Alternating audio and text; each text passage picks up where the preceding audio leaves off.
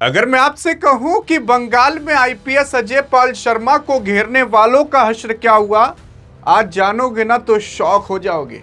आज आपको पता चलेगा कि आखिरकार जब एक आईपीएस ऑफिसर से कोई नेता पंगा लेता है तो उसमें आईपीएस ऑफिसर जीतता है कि वो नेता जीतता है। बंगाल के अंदर एक अजय पाल शर्मा साहब नाम का आईपीएस ऑफिसर को नियुक्त किया गया कि जाकर इस एरिया को देखिए, वहां पर चुनाव काफी अच्छे से हों। चुनाव से ज्यादा आपके अजय पाल शर्मा वहां पर पॉपुलर रहे। अजय पाल शर्मा के जो भाषण थे, अजय पाल शर्मा के जो धमकियां थी, वो धमकियां काफी ज्यादा वायरल हुई। काफी लोग इनको दबंग, काफी लोग इनको सिंघम के नाम से कहने लगे। और जिस एरिया के अंदर थे ये, उस एरिया के अंदर जहांगीर नाम का एक नेता था जो टीएमसी की तरफ से इलेक्शन लड़ रहा था। अब आईपीएस ऑफिसर और टीएमसी के जो नेता जहांगीर है, उनके बीच मुठभेड़ हो गई। अब मुठभेड़ होने के बाद ये नेता कहता है कि अगर वो सिंघम है तो हम भी पुष्पा हैं। मतलब ये इलेक्शन काफी ज्यादा फिल्मी जा चुका था।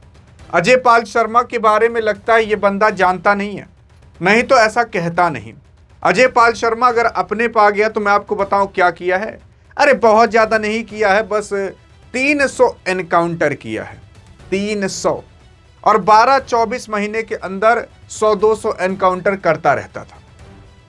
यह है जयपाल शर्मा, एनकाउंटर स्पेशलिस्ट भी इस बंदे को कहा जाता है। और जिस इस बंदे के जिले में नियुक्ति हुई है, वहां पर जाकर देखोगे तो योगी से ज्यादा तो गुंडे माफियों को तो ये बंदे ने साफ किया है। अरे सिंघम ने भी इतने लोगों को नहीं मारा होगा जितने लोगों को इसने टपकाया है। अब अगर उसमें से एक लोग और टपक जाए तो कोई दिक्कत की बात है नहीं, लेकिन पंगा तब भी इस बंदे से ले रहे हैं। सोच रहे हैं इलेक्शन जीतने के बाद जब विधायक बन जाएंगे तब इसे देख लेंगे। उसे रोब के अंदर लड़ ले रहे हैं इस आईपीएस ऑफिसर से। और अगर इलेक्शन नहीं जीत पाए तो तब आप समझ लीजिए क्या हश्र करेगा ये अजय पाल शर्मा। लेकिन हां, अगर आप देखोगे तो अभी एक बंदा और है जो अजय पाल शर्मा से, एक डरपोक बंदा है जो अजय पाल शर्मा से अभी मुठभेड़ कर लिया है, जिसका नाम है बाबुल सुप्रियो। ये वहीं का ही है और ये कह रहा है कि भैया ये जोकर वोकर तो नहीं है, क्योंकि यहाँ पर दबंग वबंग की बातें कर रहा है और बाकी अन्य बातें कह रहा है, किसी और के बारे में नहीं बल्कि अजय पाल शर्मा के बारे में, कि किस तरीके से देखो आईपीएस ऑफिसर धमका रहा है जनता को, और किसी और को नहीं बल्कि नेताओं को भी धमका रहा है और वोट को लेकर धमका रहा है, और इस वजह से इसके ऊपर एफआईआर करनी चाहिए। ऐसे कई लोग हैं जो कि आकर कहकर चले गए हैं। और मैं आपको बताऊं ये बाबुल सुप्रियो कौन है। पहले ये बीजेपी के अंदर ही था, जी हाँ, फिर उसके बाद टीएमसी ने थोड़ा सा हुर, तुरंत ही आ गया टीएमसी के अंदर। इतना डरपोक है, अब आप ये जान जाइए। उधर से बीजेपी कभी हुर्र कर देगी तो बीजेपी के अंदर आ जाएगा, इतना डरपोक ही है। और ये मतलब देखो यार, ट्विटर पर कहने पर और रियल में भिड़ने पर ना जमीन आसमान का अंतर होता है। ट्विटर में तो कुछ भी कुछ कह देते हैं, लेकिन अगर आप सोचते हो कि ऐसी जानकारी अब मिलते रही तो मिलते रहेंगी आपको। डियर गुरु नाम का चैनल आपके लिए स्पेशली बना दिया है, व्हाट्सएप चैनल बना दिया है, जाकर अगर आप फॉलो कर लोगे तो जानते हो, अरे भाई साहब, देश दुनिया से संबंधित सारी जानकारियां आपको वहां पर मिलते रहेंगी। अगर कुछ भी छूट जाए तो बताइएगा जरूर। और अभी तक काफी लोग ज्वाइन कर भी चुके हैं और बता रहे हैं कि यार इतना तो न्यूज़पेपर में नहीं मिलता जितना आप यहां पर हमें दे देते हो। डिस्क्रिप्शन में लिंक है, चाहे अभी फॉलो कर सकते हो, चाहे वीडियो के एंड में कर सकते हो, आपके हाथ में चॉइस है कब करोगे। लेकिन हाँ, अगर देखने की कोशिश करें आगे तो अजय पाल शर्मा के बारे में आपको एक किस्सा बता देता हूं, तभी आप समझ पाओगे कि कितना बड़ा आदमी है ये, कितना डेंजर आदमी है। ये बात है 2019 की, जब रामपुर के अंदर अजय पाल शर्मा की नियुक्ति हुई। अजय पाल शर्मा एक विधायक से भिड़ गए, एक ऐसे विधायक जो कि 9 बार विधायक हो चुका है, जिसका नाम आजम खान है। आजम खान भी रामपुर का ही था। अब यहां पर मुठभेड़ इन दोनों के बीच हो गई। और आजम खान की, भाई साहब ऐसा मान सकते हो ना, इस आजम खान अगर इसको छींक भी आ गई ना तो लोग घबरा जाते थे कहीं कुछ हो ना जाए।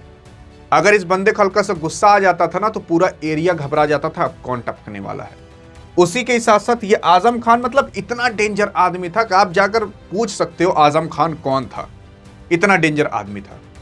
आपके आते हैं अजय पाल शर्मा साहब, किसी और को नहीं बल्कि इस आजम खान को भू माफिया डिक्लेयर कर देते हैं। उसके बाद मच जाता है बवाल। लेकिन औकात थी कि इस बंदे को कोई कुछ कर दे। करियर खा गया इस बंदे ने। अब सोच कर देख लीजिए, इतना बड़ा ये आदमी है, इतना डेंजर आदमी है। अब इससे मतलब आप सोच कर देखिए, आजम खान का नाम यार चर्चित में उत्तर प्रदेश का सबसे बड़ा नेता कहा जाता था, सीएम को छोड़ दीजिए। तो ऐसा आजम खान का तूती बोलता था वहां पर कि भाई साहब अगर इसकी एक बकरी भी खो जाए ना तो 4 गांव 4 अलग अलग जगह की पुलिस आकर ढूंढने लगती थी कि अरे आजम खान की बकरी खो गई। इतना इसका दबदबा था। ये बंदा आता है, खा जाता है इनको। अब सोच कर देख लीजिए, अब इस बंदे से भिड़ रहे हैं वो लोग जिनको हुर्र कर दीजिए तो इस पार्टी में, हुर्र कर दीजिए उस पार्टी में चले जाते हैं। तो आजम खान के बारे में आपको पता चल गया। लेकिन हाँ, अगर आप देखोगे तो अभी ये जो जिन आदमियों के बारे में मैं बता रहा था, इन सब आदमियों, बाबुल सुप्रियो प्रियो, तो बाबुल सुप्रियो प्रियो कुछ है नहीं यार। असल में आपके जो शत्रुघ्न सिन्हा साहब भी हैं ना, ये भी टीएमसी पार्टी के हैं और कहीं और के नहीं, बल्कि आसनसोल नाम की जगह पर ये सांसद हैं। लेकिन ये भी टीएमसी के लिए कुछ बोलते नहीं है। इनको भी जैसे लगता है कि आकर हम फंस ही गए हैं। हाँ जी हाँ, कभी आप देखे हो। और वहीं सबके यहीं आसनसोल के वो लोग भी हैं जिनके बारे में बाबुल ओबुल के बारे में बता रहा था मैं। और वहां के लोग उसको खुद ही नहीं मानते। अब ये लोग भिड़ रहे हैं इस पुलिस ऑफिसर से। अरे भाई साहब, ये सिंघम का भी बाप है। अभी हाल फिलहाल एक लोग कुछ उल्टा सीधा कह दी थी, जिनका नाम महवा मोहित्री था। असल में इन्होंने अजय पाल शर्मा के बारे में कुछ ना आपत्तिजनक अंट-संट बोल दिया। इनके ऊपर एफआईआर दर्ज हो गई है। अब सोच कर देख लीजिए यार, मुझे नहीं समझ में आता कि आप कानून किसको पढ़ाते हो। जो कानून पढ़ के ही वो ऑफिसर बना, उसको आप कानून पढ़ाते हो। मेन चीज ये है ना कि यार, अगर यही सेम काम बीजेपी की होती, अगर यही सेम काम या सेम जो अभी लड़ाई झगड़े हो रहे हैं, अगर यही बीजेपी की होती तो ये होता कि लोकतंत्र खतरे में चला गया। इस बार आपको भी पता होगा कि बंगाल के अंदर 91% से ज्यादा वोट पड़ रहे हैं हर जगह पर। तो अब लोकतंत्र का मतलब क्या होता है? लोकतंत्र का मतलब ये होता है कि सब आकर वोट दें, सबको अपना अधिकार मिला रहे, अपने हिसाब से हम सरकार को चुन सकें। यही होता है लोकतंत्र। आजादी तो सोच कर देख लीजिए कितनी आजादी है। हमेशा 60-70% वोट पड़ जाते थे ना, बहुत होता था। 90% से ज्यादा पड़ रहे हैं। तो यार देखो, हमेशा एक ही पार्टी या दूसरी पार्टी ही गड़बड़ नहीं होती। अभी देखिएगा, अगर ये लोग इलेक्शन हार गए तो फिर वापस से निकलेगा कि लोकतंत्र खतरे में आ गया, वोट चोरी होगी, ऐसा हो गया, वैसा हो गया। लेकिन वोट पड़े हैं 91% पूरे। अभी सब खूब कह रहे हैं, इनको पता है कि अगर हम हार गए, कांग्रेस वाले या टीएमसी वाले, तो कुछ मुद्दा उठाने के लिए रहना चाहिए। 91% वोट पड़ रहा है तो कुछ कह नहीं रहे कि हाँ फिर इलेक्शन हो रहा है। हार गए तो फिर इलेक्शन नहीं हुआ रहेगा, जीत गए तो फिर इलेक्शन हुआ रहेगा। हर बार क्या होता था ना, 20-25 मर्डर, 20-25 लोग मारे जाते थे, तब फिर इलेक्शन होता था। इस बार कोई मारा नहीं गया है। हाँ, केवल थोड़ा बहुत लाठी उठी चला है। और आप सोच रहे हो अजय पाल शर्मा साहब को ऐसा नहीं कहना चाहिए था। अरे ऐसा कहने के बावजूद भी तो देखो कितने दंगे फसाद हो रहे हैं। लेकिन इस बार अच्छे से व्यवस्था बनाई गई है, कोई मारा नहीं गया है। बस आई थिंक 1-2 लोग की मारे जाने की खबर आ रही है, लेकिन ज्यादा लोग नहीं मारे गए हैं। और अगर इसका सबूत भी आपको चाहिए तो देख सकते हो। अरे कई जगह ऐसी थी जहां पर ईवीएम पर टेप चिपका दिया गया था। और टेप जानते हो किसके पार्टी के सामने चिपकाया गया था? भाजपा, बीजेपी, कमल के आगे, ताकि कोई कमल के बटन को दबा ना सके।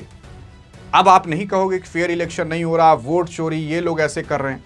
पहले ईवीएम मशीन को ही ले जाकर तालाब में बहाते थे ये लोग। अब नहीं बहा पा रहे ना, तो वही अंदर से खलबली मच रही, अरे मुझे मायरे, कुछ कर नहीं पा रहे हैं। जी हाँ, सच्चाई यही है। बाकी अब आप इस मुद्दे पर क्या कहना चाहोगे एक भारतीय नागरिक होने के नाते? देखते हैं आप क्या सोचते हो। अधिक जानकारी चाहिए तो इस वीडियो में मिलते हैं। तब तक लिए जय हिंद, जय भारत।